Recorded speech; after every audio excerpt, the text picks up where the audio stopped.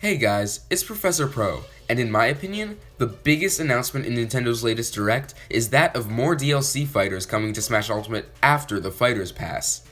This is a huge deal, and honestly, it's kind of a relief.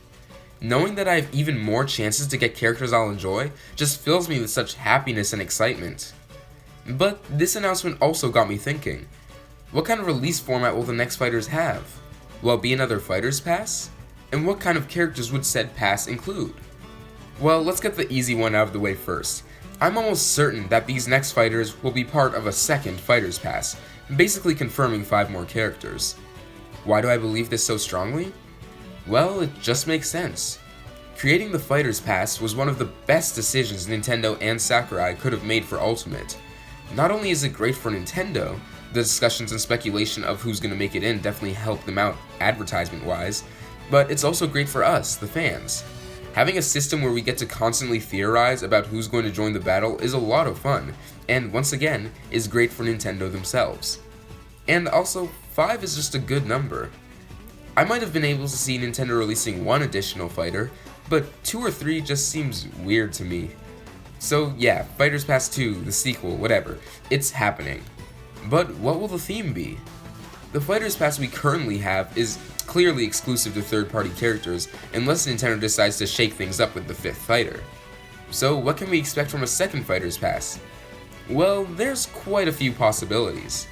So in this video, instead of just blindly picking 5 characters that could be part of the pass, I'll instead talk about the type of passes that we could receive, and then talk about the characters that could be included in said passes. So, let's get into my first prediction.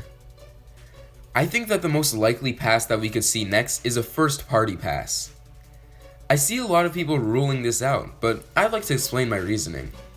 Sakurai has come out and said recently that he wants to continue to make Ultimate the biggest and best Smash Bros. Game that will ever exist, because he knows that they won't ever be able to do anything like it again.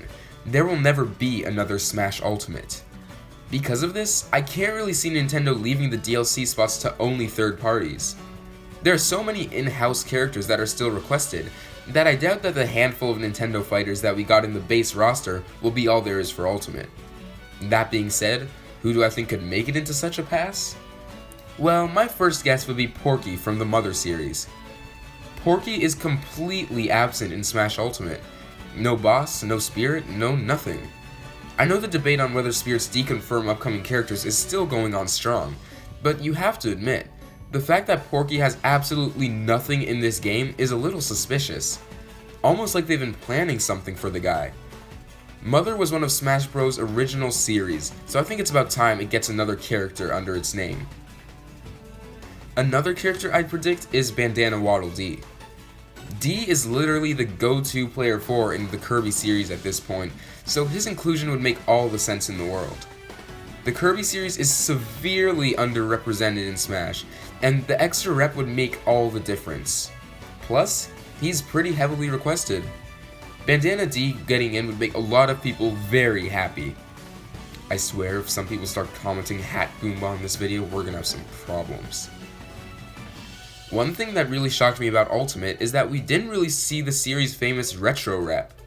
I mean, sure, we got Simon, K. Rool, and Banjo, but those aren't really retro characters. I'm talking about Ice Climbers, Rob, Duck Hunt, Game & Watch, characters that really represent a much older time. There's tons of different retro characters to choose from, but if I had to say, I think I'd go with Balloon Fighter. The character could play really uniquely compared to every other fighter in the roster, focusing on being in the air more than on the ground. I imagine it's fun for Sakurai to have freedom with creating movesets, so I'd assume that creating another retro character might be fun. Of course, for all I know, those are the most time-consuming, annoying characters to make, but I want Balloon Fighters, so... Pokémon! We all know Smash loves Pokémon. It's got, what, the second largest character roster in Smash? I don't think it's too far-fetched to say... I don't think it's too far-fetched to say that a Sword and Shield Pokémon might get into Smash Ultimate, and my bet is on Grookey's final evolution. Since we already have 2 fire final evolutions in Charizard and Incineroar, and 1 water in Greninja, it only makes sense that Grass would be next. Plus, he'll probably be some sort of ape, so that'd be pretty cool. And for my final first party character prediction, I'm going to say that Taboo from the Subspace Emissary in Brawl has a genuine shot at getting in. Now I know what you guys are thinking. Professor, have you lost it? Why would a random dude that introduced himself in Subspace out of nowhere make it into Ultimate? Well, it's just that. He introduced himself in Subspace. He's a Smash Bros. Original character. If this game is supposed to be Sakurai's final hurrah, wouldn't it make sense to have the character that he created for the series become playable? I feel like it's not that nonsensical. A character like that could be used to encompass the series as a whole, which I think is really important for a game like Ultimate. Sure, it could be Master Hand or like Sandbag, but I get the vibe that Master Hand is going to stay exclusively as a boss. Well, except for that one moment in World of Light. Moving on to the next possible Fighters Pass, I think it's also likely that we receive another third-party pass, like the one we have currently. There's still so many highly requested third-party characters that it'd be silly to stop now, right? Let's move on to character predictions. There is no way Minecraft Steve isn't making it into this game. There's just too much going for him. Nintendo and Microsoft are on very good, dare I say, great terms. They've brought two of their big indie exclusives over to the Switch, as well as giving us Banjo in Smash. Steve is also highly requested, and Sakurai himself has stated that he loves playing Minecraft. I don't really see anything going against Steve right now. Back when we thought there was only going to be one Fighters Pass, Banjo had pretty much deconfirmed him, but now that we know there will be more, yeah, Steve's getting in. Back in the days of Smash 4, there were 4 characters who seemed to be requested more than any other: Ridley, King K. Rool, Banjo and Kazooie, and Geno. We've gotten all of these characters in Ultimate except for him. Similarly to Steve, a lot of people gave up on Geno once Square Enix got a character in the Fighters Pass, but now that there's more challengers coming, I say Geno is pretty likely. Sakurai has a soft spot for the guy and has apparently been trying to get him in since Brawl, so I think it's only fitting for the character to make his debut in Ultimate. Ever since Artsy Omni's famous leak, Rayman has been a popular name in the Smash community.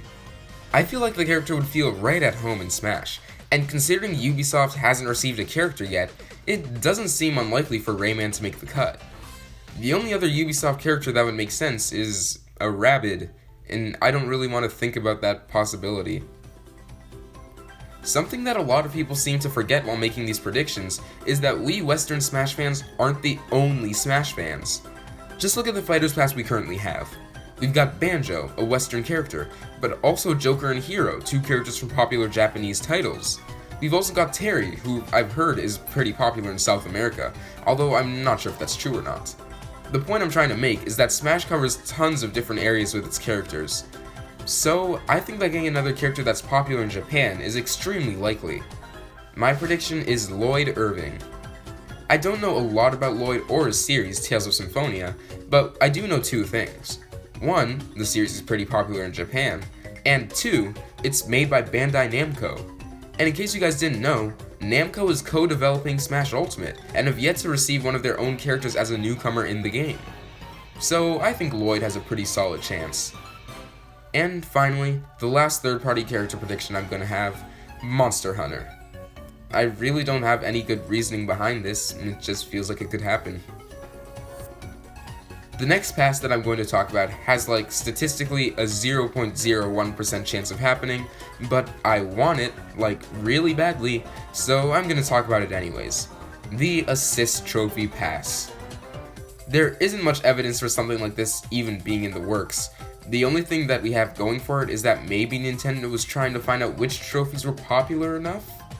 That makes little to no sense, but whatever, Assist Trophy Pass, let's talk about it. Waluigi.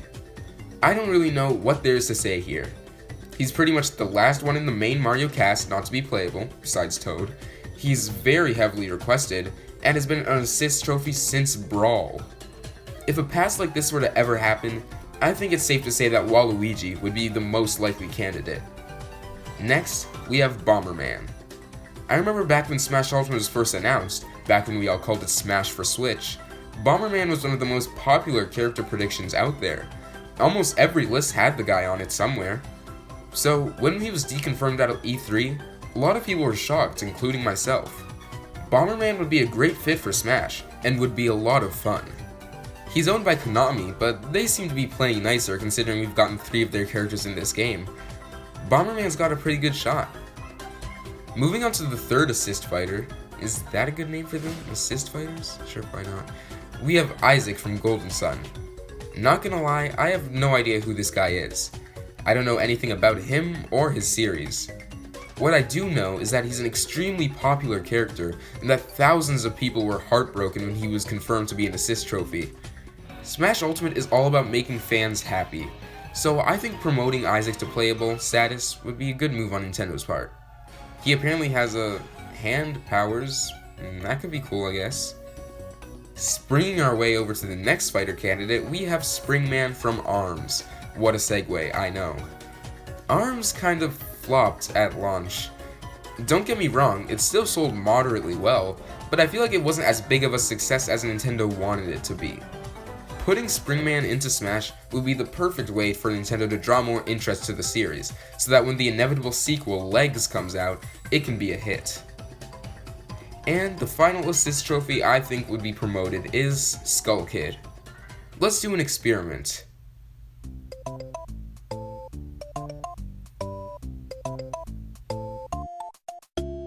Why does The Legend of Zelda have so few fighters? And why are half of them only different versions of Link? The series hasn't gotten a rep since Brawl, and it is more than overdue for a new one. Skull Kid, being one of the more recognizable characters in the series, would be a perfect choice.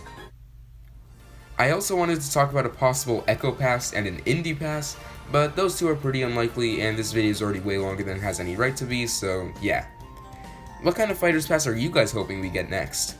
Let me know in the comments below. I'd love to hear your opinions. Oh, but before I go, I did make one final prediction.